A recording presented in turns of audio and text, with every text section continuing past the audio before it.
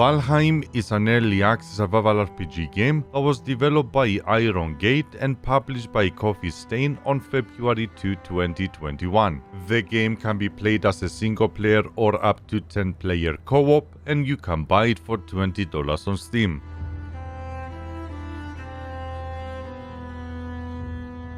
A brutal exploration and survival game set in a procedurally generated world inspired by the Viking culture. Battle, build, and conquer your way to a saga worthy of Odin's patronage.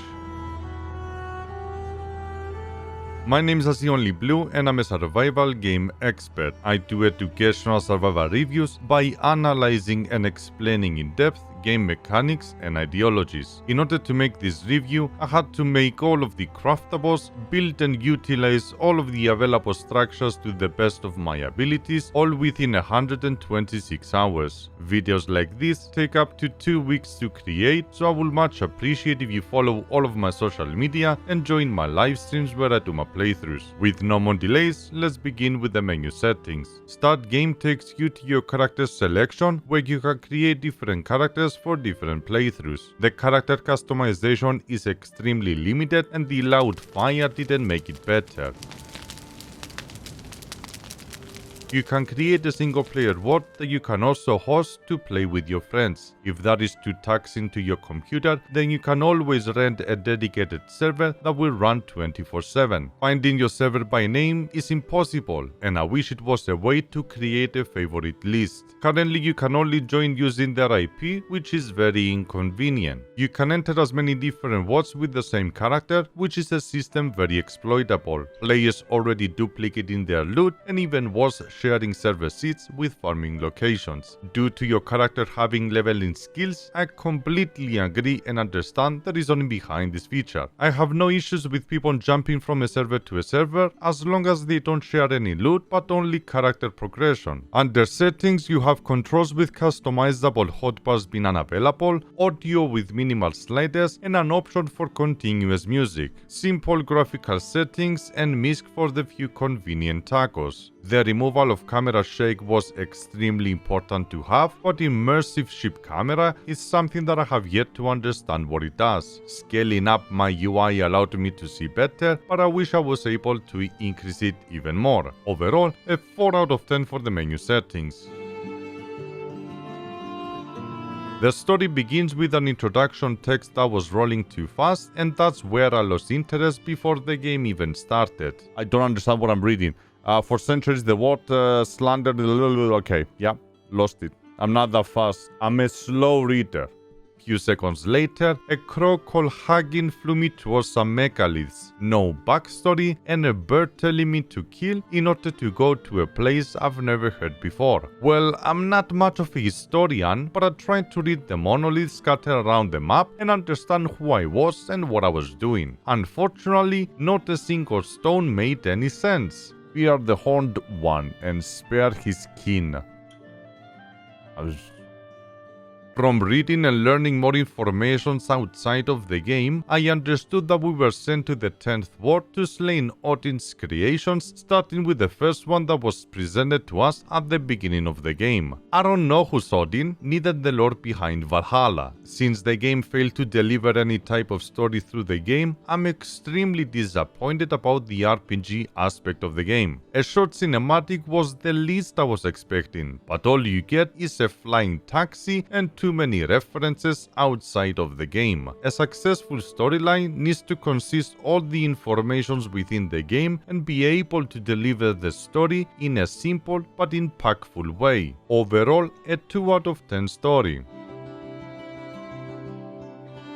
The game begins with hacking taking you through the basic mechanics of the game, and that's where your journey begins. 8 hotbars that you cannot change their keybinds, and their positioning on the screen was very unfamiliar. Comparing to other survival games like Rust, Myst Survival, 7 Days to Die, and other games, their positioning follows the same pattern for a reason. Over the years, players used to look at certain location for information, so it was very frustrating to break out of the pattern just because the game was forcing it. On the top right corner you have your minimap with the name of your current biome. The white arrow indicates the rotation of the wind if you are looking at north, and next to it the buffs and debuffs. On the bottom left you have a unique hunger system that can easily confuse many players. In a survival game, hunger and thirst is a requirement, but in Valheim is preference. Different type of food will give different healing speed, health and stamina meters, and it's up to the player to choose their 3 favorite dishes. This system works well for the game, but definitely won't work for other survival games. This is where the RPG aspect of the game takes over the survival. A survival player always wants to progress and advance, and if you tell them to consume the same food that they have been consuming since the beginning, then it will most likely drive them insane. Keeping up with the high demand of food and the grind behind all of the advanced recipes made the survival aspect of the hunger system impossible to keep up. Every 2 days, I was spending at least 4 hours multiplying my crops and crafting all of the latest recipes. An RPGer will utilize their food according to their tasks, while a survival player will always want to keep up with the latest one. That definitely helped me have more health and stamina than the average player, but the amount of time wasted grinding resources wasn't worth it. Valheim being the combination of a survival and an RPG, is impossible to play it with the survival ideology.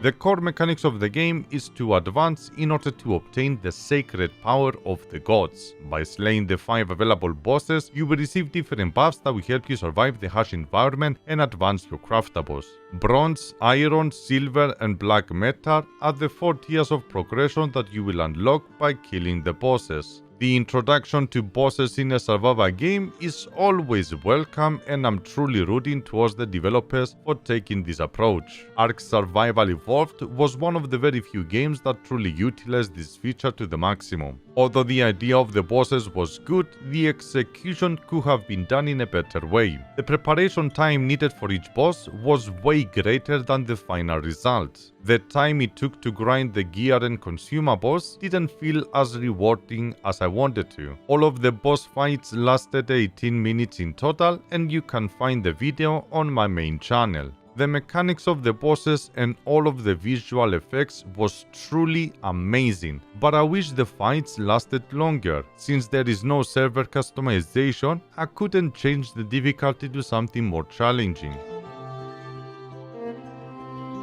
By pressing tab, you open your personal crafting tab that includes your limited inventory with your current armor and weight. Armor can absorb damage, and going over your weight limit will consume your stamina until you run out. Compendium displays your active effects and the tutorial that was delivered by the Crow. Skills keep track of your character progression, which I didn't feel the impact of each of the levels. I couldn't tell the difference between level 10 and level 20 running, which in an RPG, skills should matter. Scaling down the level in numbers and adding simple progression values will definitely make you feel that your character is becoming stronger. Your death penalty affects your character skills, which made many players to ask for refund. Since I was always consuming good food, this didn't bother me at all. Trophies is a collection of all of the elite enemies you killed, which are the ones with the stars above their heads. You can use their heads as decoration or craftables. Friendly fire is off by default, but you can always battle your friends or find a PvP server. These are your basic craftables and a brief description with their stats. Blunt, piercing and slash are the different damage types, and the only way to find out if an enemy is weak to that is by paying attention to the tiny numbers when attacking. If I didn't Google it while writing this review, I would have never known. Block, parry, knockback and backstab are the secondary stats, which I didn't see any use of them. A mace and a bow did the job perfectly start to finish. I was expecting a tab with all of the enemies, a brief description, their damage and armor type, and a little bit more punishment if you didn't use the right weapon. The fact that I couldn't tell how damage worked after finishing the game proves my point.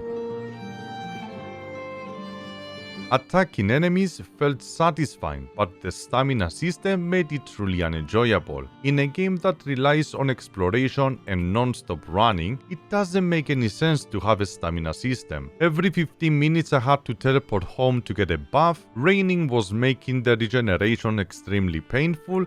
Combining that with the cold debuff made it even worse. I would rather have more challenging enemies than having a stamina system to compensate for that. I understand that the game wanted to have another layer of difficulty, but I was running around with stamina potions, so for me it was just annoying rather than challenging. You can use an axe to chop trees, but you have to be careful since they have their own physics. Stranded Deep is probably jealous.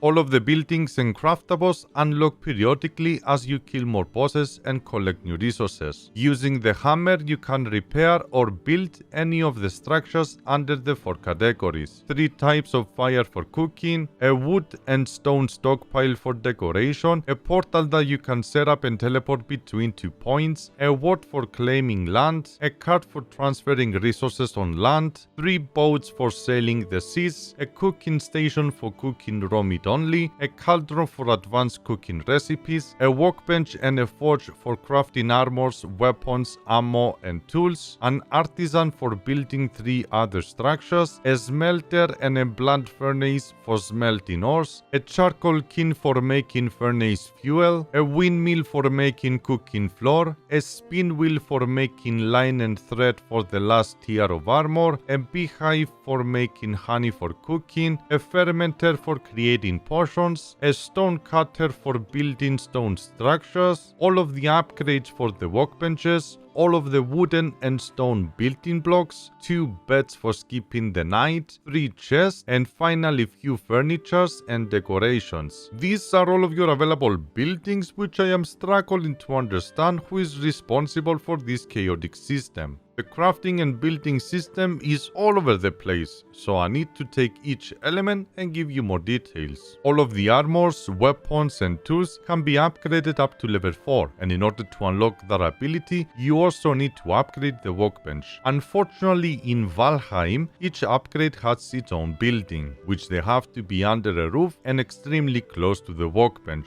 Same goes for the forge, which they share similar recipes. The results of that is clustering an entire room and making your workplace looking like a mess. The solution to this is the removal of the forge and all of the accessories. The way to upgrade the workbench should have been simply by pressing a button, and the resources needed for the upgrades can control your progression. Simple, easy and self-explanatory. Since there is no reason for a secondary workbench, the way that all of the craftables are sorted felt like no one really bothered. Since we already mentioned that your progression is locked behind the bosses, why not give all of the recipes as rewards for killing each boss? Create a new tab for each boss and categorize them like that.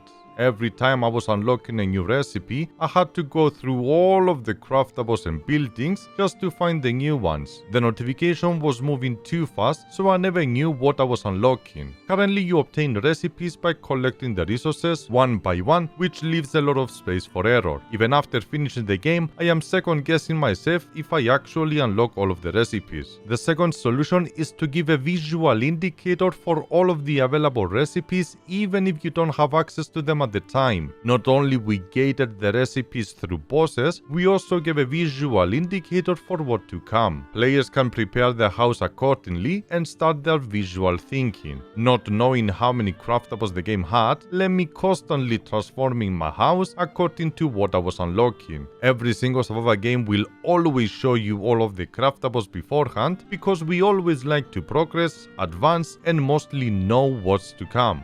The most frustrating of all is the actual crafting recipes. Why do you need an artisan to make a windmill? Why do you need a workbench for everything? Building foundations? Need a workbench. Building walls? Need a workbench. Terraforming? Need a workbench. Repairing? Need a workbench. Destroying? Need a workbench. Seriously? Who directed this? The solution to this is the complete removal of the workbench as a resource and the freedom to build whatever you want whenever you want. What's the difference between building a workbench to build a wall to then destroy the workbench? Come on guys, let's start using common sense. Lastly, it is worth mentioning that the game uses a stability system which you have to experiment a lot in order to truly understand. The different colors represents the stability of the structures, and utilizing the different type of pillars seems to do the work. Personally, I'm not a big fan of systems like that in survival games, but it didn't really bother me since I'm not much of a builder. I'm not encouraging floating structures, but sometimes less is better.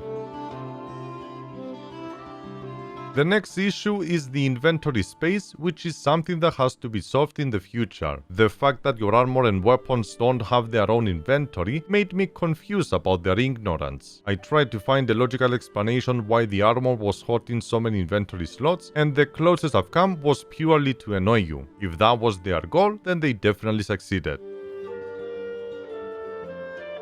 By using a cultivator, you can fertilize the ground, and your biggest assumption will be that you can grow all of the cooking ingredients in your own backyard. If you thought that was the logical thing to do, then oh boy, you were wrong. Carrot, beetroot, and barley are the only crops you can grow. Cloudberry, thistle, normal mushroom, yellow mushroom, raspberry, dandelion, and blueberry do not have their own seeds. The only way to farm them is by finding them in the right biome. The only logical explanation is the lack of content, which if they allow you to grow everything in your own place, then there is no incentive to go out and explore. You can also tame boars, wolves, and logs, but not all of them are breedable. The lack of farming features was my biggest letdown, but we already know that future updates will add more value. I cannot stretch how much time I spend every day multiplying my crops. Due to the extremely high consumption rate, I had to spend a lot of hours planting and gathering. All I wanted was a more convenient planting and gathering system, especially after 100 hours of doing the same thing.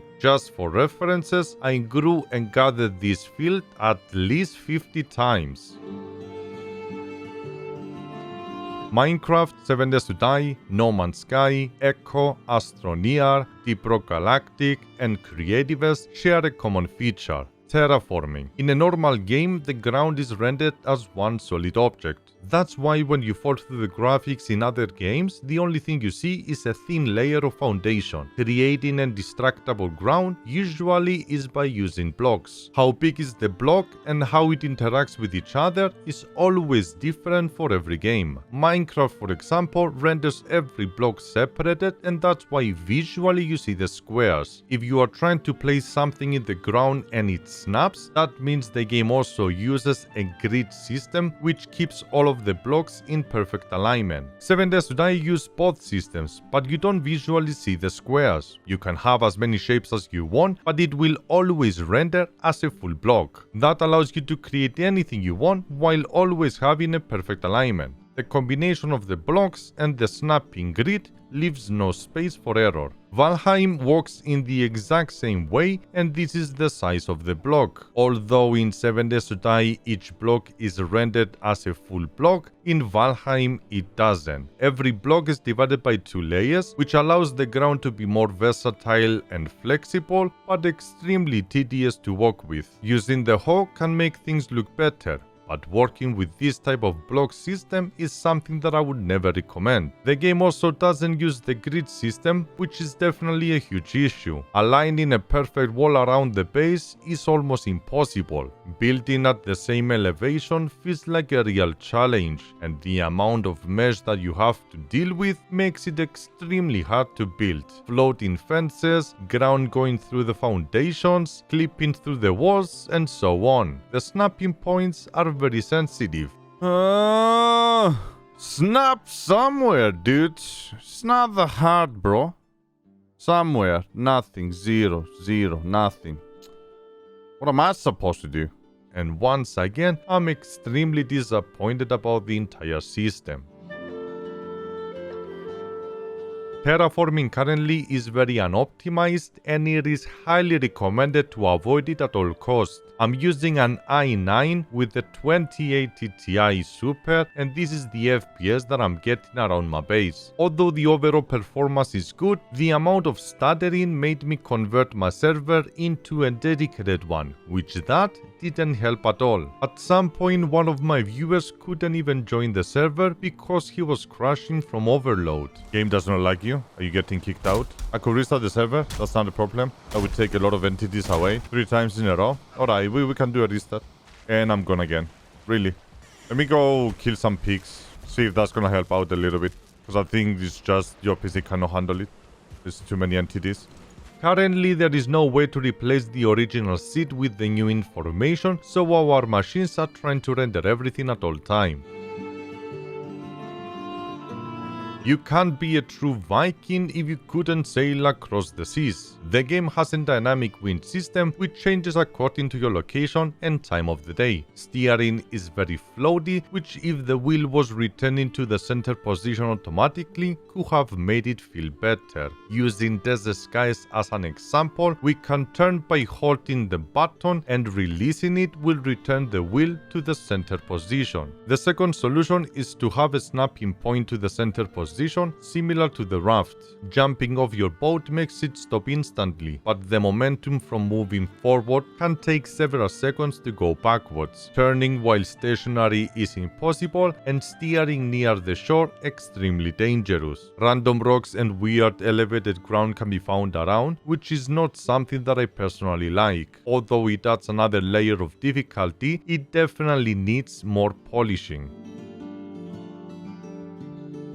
Valheim also has raiding, which enemies from different biomes attack your base. There is no warning or preparation time, and if you decide to go AFK in your base, most likely you will lose everything. Similar mechanics can be found in 7 Days to Die, Grounded, and The Infected, but they have to configure this system a little better. I can spend an hour digging around my base a hole, but I don't consider that a good solution. If I could place dummies around my base that will aggro the enemies and tame archers to act as towers, could have made the system somewhat better. Not everything in Valheim is terrible, but most of it is very mediocre. Overall, a 4 out of 10 gameplay. Even for a pixel art game, the developers truly made an amazing effort to create something immersive and alive. When it was raining, it was scary. Fighting the bosses felt like reality. The different enemy designs, the character clothing, the sky, and overall the way everything looked around you truly made a lot of AAA games look like a joke. This art style is not for everyone, but personally, it really impressed me. Overall, an absolute 8 out of 10 for graphics. The map is procedurally generated by different biomes, and the diversity between them was very refreshing. The limited enemy variation, combined with the emptiness of the ocean, made it by far one of the most boring games to explore. The lack of content truly showed, but future updates already addressed the issue. There is absolutely no reason to have a map as big as Valheim if you can't fill it up with content. As for now, it's an empty giant plate with very few things in it. Each biome has 3 to 4 different enemy types, which can get repetitive extremely fast. The stamina debuff combined with the large map made the exploration time to expand greatly, and that's one of the reasons why the playthrough took so long. Your daily activities are exploring copy-paste dungeons, gathering cooking ingredients, or mining. There is nothing exciting to explore, neither anything interesting to surprise you. Show me like a mini boss inside one of these. Was more exciting the first dungeons when I was finding the trolls and the other ones. These ones fucking boring, same old. Surprise me, something. Bring me some weird creatures. Once you see all of the enemies at least one time, the game becomes immediately stale. Overall, a 3 out of 10 for exploration. Since the beginning of the review, you have been listening to the menu and the in-game music. Although the music was really good, immersive and dynamic, for the most part I had it off, since at night it was dead silence. The fact that it doesn't have a night music, honestly, just it's a killer for me. At the beginning I tried to combine it with my own, but at the end it became a tedious process. Stranded Deep, Raft and Desert Skies did the exact same thing, which I'm very confused why they took that approach. As for the rest of the sound effects, it's up to you to decide.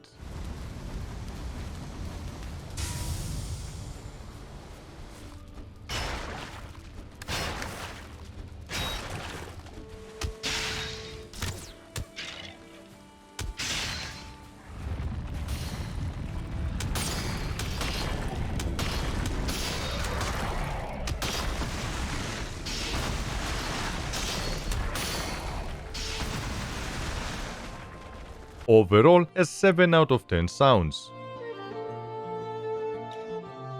An early access title comes with a lot of bugs, issues and missing features. Valheim is no exception, so here is a list of some of them that I found while playing. I keep hearing sound effects that I don't understand where they are coming from. There's nothing around, like literally nothing around. I hear like a wolf over here, like a grrrr.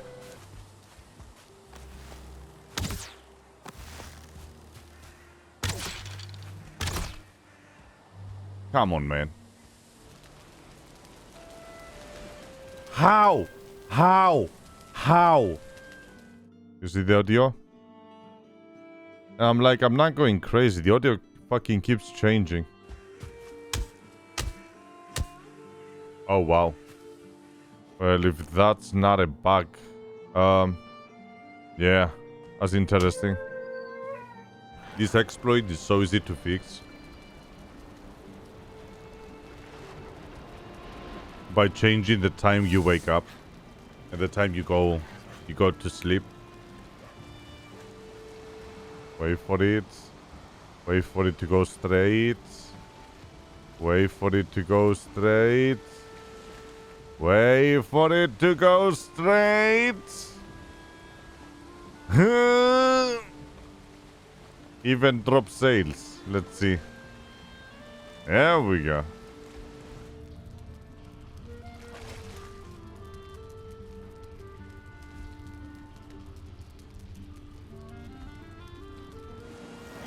Nice game. Nice. You wanna bring more? I don't think you bought me enough. Anything in there? I wouldn't know, huh? Oh, made it in. Fucking empty. Why? What was the point? Reward my exploration, goddammit. There's something inside there. Don't fall. Fuck yeah, I wanna go down there. Fucking go.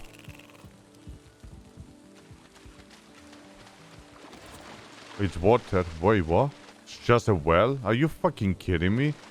Man, this shit cannot be more boring. You get a chance to find something awesome and you are like, content! Debated.